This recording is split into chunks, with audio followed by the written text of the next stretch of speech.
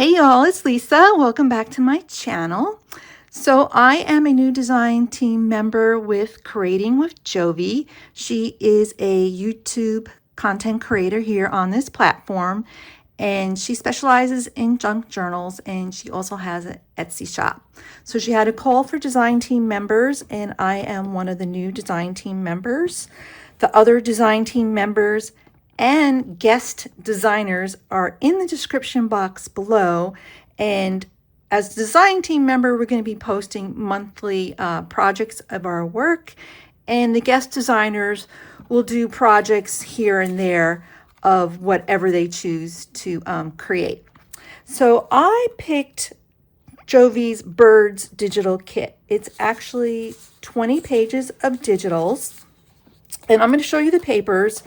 But the main reason for this video is digitals can be a little bit intimidating, especially if you've never worked with them before. A normal digital is going to be the entire sheet of a 8.5 by 11 page. So this particular digital would be the whole sheet of this paper. In this video, I am going to show you how to customize digital printables to decrease the size so you can make any size journal page you want. I'm going to show you all the tips and tricks of downloading and how to turn a PDF into a JPEG and how to get those JPEGs resized in Word. So I'm specifically going to use Word for this video, Microsoft Word. I know a lot of people, some people use Google Docs. I found Word to be much easier than Google Docs. So I'm going to do a quick flip through of these beautiful digitals, and then I'm going to show you how to resize digital papers so you can make whatever you want, any kind of journal you want, any size. And then next month, I'm going to show you what I have done with these pages. And I will also show you some of my process of putting together a junk journal. So let's go through the digitals. You have, these would be considered 2 digital pages because they each print out on one 8.5 by 11 sheet. So you have those 2. And as you can see right down the center, if you wanted to fold them, they're going to fold really nicely. And I love birds, and that's why I picked this digital kit, because there was just a lot of options to be very creative. You can make a journal, you can make journal cards, tags, whatever you want. You could cut one of these in half and make a tag, but I'm going to show you how to resize everything. I love how they print it out on my printer. Believe it or not, this is just regular copy paper. I did not use cardstock because I think I am going to be doing a no-sew journal, or I'm going to be attaching this to an altered book. I haven't made up my mind yet, so that will be next month. Now these are some of the background pages. Again, they're going to print out on the whole 8.5 by 11 sheet. I just happened to put 2 on a page. I did print these a little bit larger than these would be like a book page, because I might use these for covers. I'm not really sure yet. I'm not really sure. So you're going to have 4 of those on 4 separate sheets, but here it's 2 on 2 sheets. And then we have 2 sheets of different images that you can make into stamps, tags, belly bands, journal cards, whatever you want. Even pockets, you can cut them out and make a pocket, depending on the size of your journal. Again, these are also customizable. You can print them big, or I will show you how to resize to the small page. So we're going to switch over to my computer, where I'm going to show you in Word how to do everything. Please check out the description box for all the design team members. Their names are there, their channel links are there, and also the guest designers are there too. And stay tuned for the second part of this video in 1 second. Okay, I am back. This is the PDF that you're going to download when you buy the digital. And most of her digitals are really reasonably priced, by the way. They're $3 to $4 per digital. I believe this one for 20 pages is like $4. So you're going to get a PDF document just like this. And as you can see all the beautiful digital pages. Now, if you wanted to, you can print from this right from your computer. You just go here, you go print, and you can see the size of it. So if you had your picture in landscape, you're going to see the digital takes up the whole page. I can scroll through the little pages, and you can see it scrolls through. You can print it just like that. If you wanted to print it landscape, portrait, it would look like that. But say if you wanted to resize. So that's where we're going to get into resizing in Word. So what I want to do first with all 20 pages of these digitals is I like to save it in a JPEG. So I'm going to go up here and I'm going to go Save As. I already created a separate folder which is empty. See, empty folder. And I called it JPEG Birds because that's what I want to save it as. I'm going to go Save As Type, JPEG. Click on it. And I'm going to save all 20 pages of these digitals into that folder. And you can see it saving right there. Okay, so I really don't need to use Adobe anymore, so I'm going to go ahead and close Adobe. And I had already opened Word. So this is Word. When you open your Word, I'm going to create a blank document. My layout is portrait size, and you can check that in the orientation. I like to use portrait. And I want you to stay in the layout menu. Go back to your documents here, and I suggest you just transfer over 2 pages at a time. You can transfer all 20 pages if you want, but let me show you why I won't. Let me just show you with the first 2 pages. I'm going to drop those first 2 pages in there, and they landed 1 on each page. Now, this is the most important thing out of the video I'm going to tell you. I want you to highlight the first page on page 1, go to Wrap Text, and change it into front of text. And as soon as I do that, the image that was on page 2, this one right here, this little birdie image right here, is going to pop right up to the second page. And where does it pop up to? Behind my first image. It just does that. But I want you to now click on that image that popped up and go Wrap Text in front. Now this allows you to move everything on the page very nicely.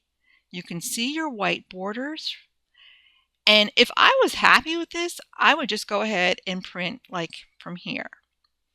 But what I want to show you is, say if you want to be more exact and you want to have certain inches for your width and the height, I want you to go to Picture Format right here. And in the right hand corner, you're going to have your width and your height. So here is the height, the first box right here. And since I want to fit 2 on an 11.5 sheet page, and the size of my journal is going to be a little bit smaller. The one I showed you in the printout, my height was 5.3. So I just go over here and I type 5.3, hit Tab, and it automatically adjusts my length, which I can keep as is, and I did like it and I kept it as is, but I got to change the height on my second image, so I'm just going to click on that image and change it to 5.3. And then just go back into the picture, and there you have it. You have customizable shape.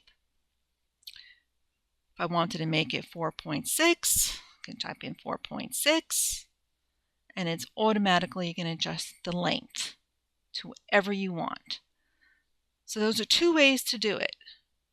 You could type it in the right hand side here, your inches, or you can grab onto the little circle and you can make it any size you want and move it all over the page any size you want.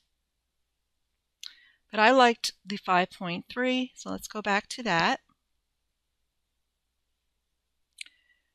And it's going to print very nicely from the computer. When I go to the computer and obviously print it out, and you can see a little white border. Now you can move it around. I have a little touchpad. I move it with my finger. But also on my laptop, everybody has those little arrows. You can move it around with the arrows if you wanted to get really exact without moving it with the touchpad, or if you have a mouse, you can just use the up and down arrows to move it like so. And when I go to print, it's going to print just like that with the little border around it. Really nice. Let me show you some other tricks. I'm going to insert a blank page and drop some more pages in there. Now, as I said, you can insert all of them at once, but to organize it, it's just a little bit messy, to tell you the truth. I believe the ephemera pieces were pages 15 and 16. So let's go ahead. And when I drop the ephemera piece in there, it might actually go down below. It did. I'm going to highlight it. Remember, go to Highlight, Layout, Wrap Text in front of text. And there it is.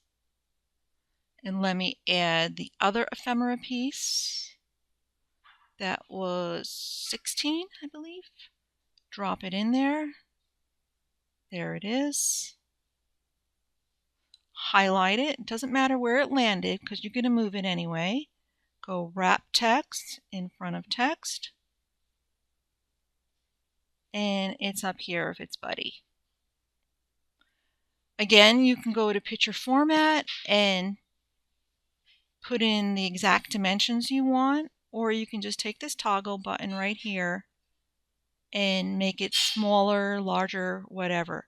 But what I wanted to show you is for the ephemera pieces, you know, relative to the size of these journal pages, because they're going to not be, you know, they're going to be smaller pages. You want to take that into consideration when you print these for tags or belly bands or pockets, whatever you want to use it for. That's the first thing. And the second thing is, when you print it, if it's overlapped in any way like this, say if I was to go ahead and go, oh, I'm going to go ahead and print it like this, it's going to cut off. It's going to print just like you see it right there. It's going to cut off. So you want to watch your margins and make sure everything is separated correctly, so when you print it out, you're going to get the full intended image.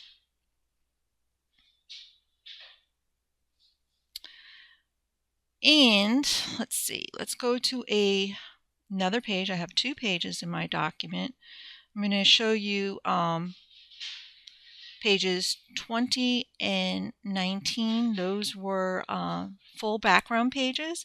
I'm going to drop it in, and remember, it's going to shift everything, but that's just going to be momentarily. It's got to think about where to put it. And it's created a few pages. It's created 2 more pages. I'm going to go ahead and highlight this document, wrap text in front of text. There it is. And there's one more. It's hiding. Believe it or not, they tend to hide when you drop and drag it. So let me find it. It's probably on this page somewhere. There it is. It's right there. I'm just going to move that aside. I'm going to highlight that. Here it is. In front of text. And now, since I did that, I can move both of these to another page in the document.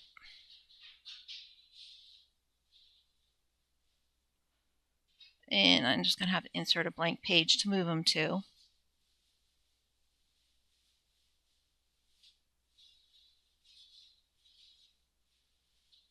Here we go.